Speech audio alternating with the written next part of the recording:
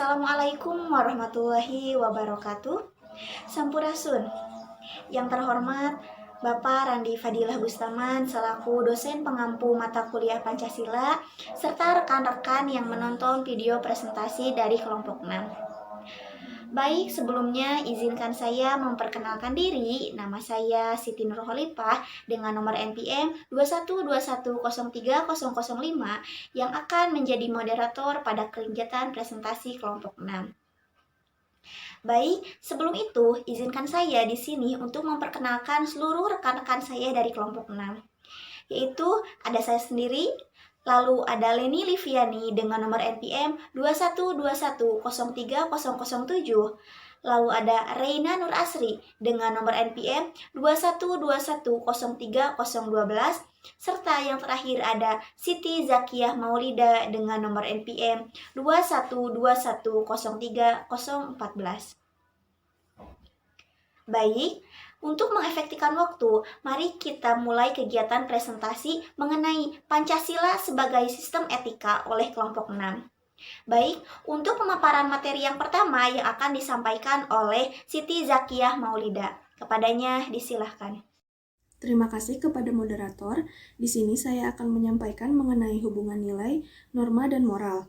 Yang pertama, pengertian nilai. Pengertian nilai menurut buku Dictionary of Sociology and Related Science, nilai adalah kemampuan yang dipercaya yang ada pada suatu benda untuk memuaskan manusia. Selanjutnya, pengertian nilai menurut Milton Rockya, nilai adalah suatu kepercayaan atau keyakinan yang bersumber pada sistem nilai seseorang mengenai apa yang patut dilakukan seseorang atau mengenai apa yang berharga dari apa yang tidak berharga. Nilai juga dapat disebut sebagai hal yang berguna dan tidak berguna. Selanjutnya, hubungan nilai, norma, dan moral.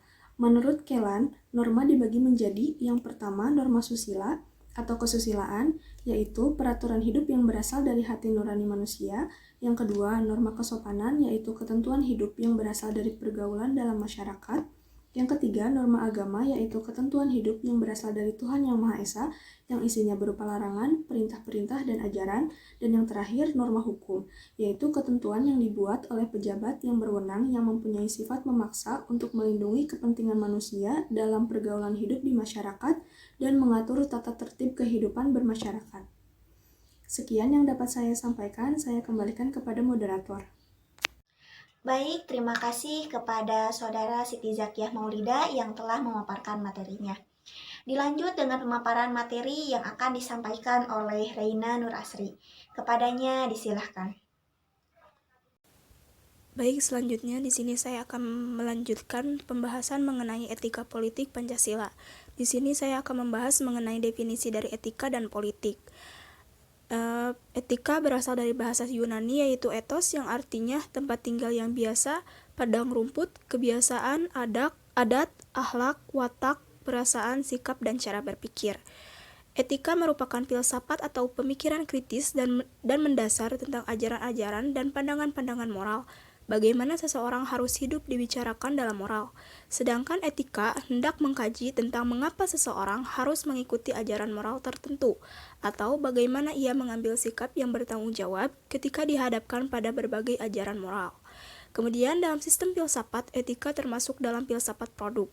Etika yang membicarakan tentang tingkah laku seseorang secara filosofis itu berarti manifestasi dari pikiran seseorang manusia. Perilaku seseorang tergantung oleh alam pikirannya. Apa yang manusia lakukan itu diawali oleh apa yang manusia tersebut pikirkan. Maka berpikirlah terlebih dahulu sebelum bertindak. Kemudian selanjutnya, definisi dari politik. Politik merupakan suatu peristiwa, kegiatan, atau proses yang melibatkan pemerintah dan masyarakat dalam suatu negara dan membuat kebijakan, keputusan, atau mendistribusikan nilai berupa barang dan jasa untuk mewujudkan kesejahteraan dan kelangsungan hidup masyarakat, bangsa, dan negara. Menurut Sharma, politik adalah opini atau pendapat, pemikiran atau ide, keputusan, penetapan hukum, pengaturan yang dilakukan oleh penguasa negara dan atau oleh rakyat atau masyarakat setiap negara yang berkenaan dengan sistem ketatanegaraannya, dengan hal-hal atau masalah yang dapat mempengaruhi jalannya atau kelangsungan hidup negaranya, dengan pelaksanaan kepada sistem kekuasaannya oleh penguasa yang sedang berkuasa, dan dengan hal-hal atau masalah yang berhubungan dengan negara lain. Baik, terima kasih kepada Reina Nur Asri yang telah memaparkan materinya. Dilanjut dengan pemaparan materi yang akan disampaikan oleh Leni Liviani. Kepadanya disilahkan. Terima kasih kepada moderator yang telah mempersilahkan saya untuk memaparkan materi. Baik, di sini ada etika politik. Etika politik mempertanyakan tanggung jawab dan kewajiban manusia sebagai manusia dan bukan hanya sebagai warga negara terhadap negara.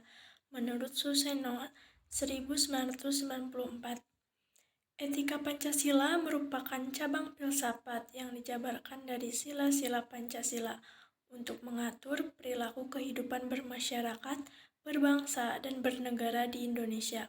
Oleh karena itu, dalam etika Pancasila terkandung nilai-nilai ketuhanan, kemanusiaan, persatuan, kerakyatan, dan keadilan. Kelima, nilai tersebut membentuk perilaku manusia Indonesia dalam semua aspek kehidupan.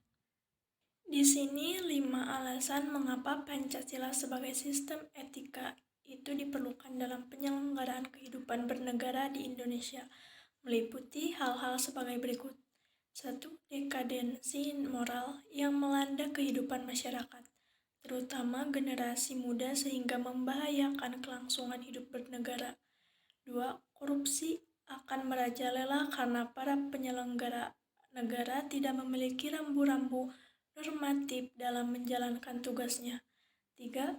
Kurangnya rasa perlu berkontribusi dalam pembangunan melalui pembayaran pajak.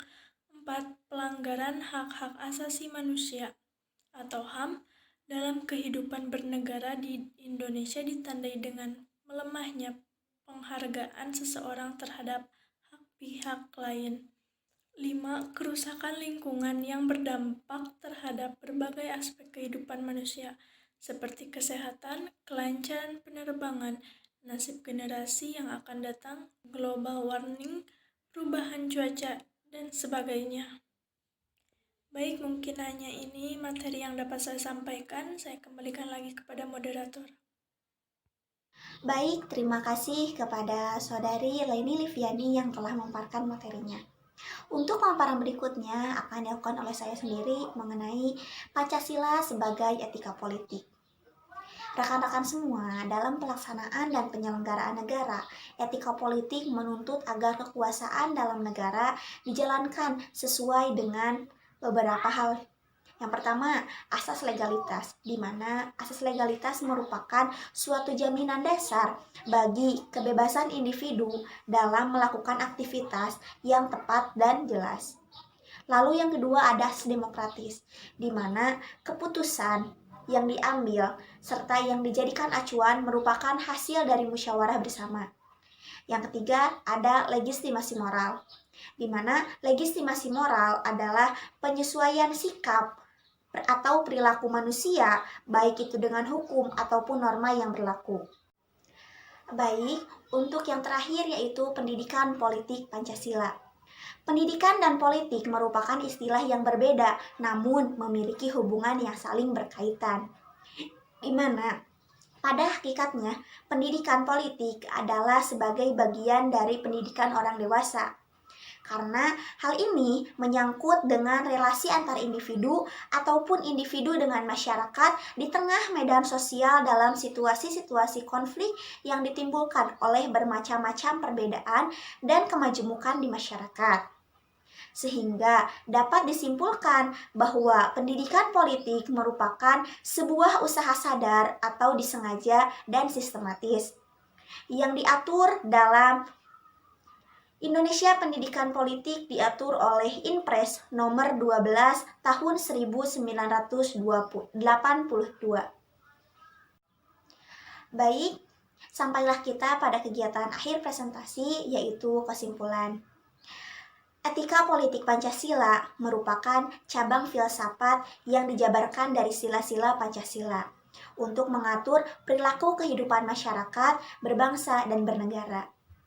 Adapun urgensi Pancasila sebagai sistem etika adalah yang pertama, banyaknya kasus korupsi yang melanda negara Indonesia yang melemahkan sendi-sendi berbangsa dan bernegara. Yang kedua, masih banyaknya aksi terorisme yang mengatasnamakan negara atau agama sehingga dapat merusak semangat toleransi dalam umat beragama.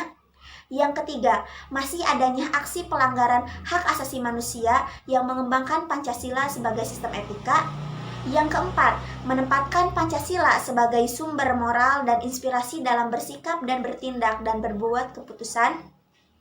Pancasila memberikan gambaran untuk masa depan sehingga setiap warga memiliki orientasi yang jelas untuk bersikap dan bergaul. Dan yang terakhir, Pancasila menjadi filter untuk menyaring pluralitas nilai yang berkembang di masyarakat sebagai dampak dari globalisasi. Baik, sekian kegiatan presentasi dari kelompok 6. Mohon maaf apabila banyak kesalahan. Saya Siti Nurholipah selaku moderator, izin pamit undur diri. Terima kasih kepada rekan-rekan yang telah menyaksikan. Sampai bertemu di proyek selanjutnya. Assalamualaikum warahmatullahi wabarakatuh.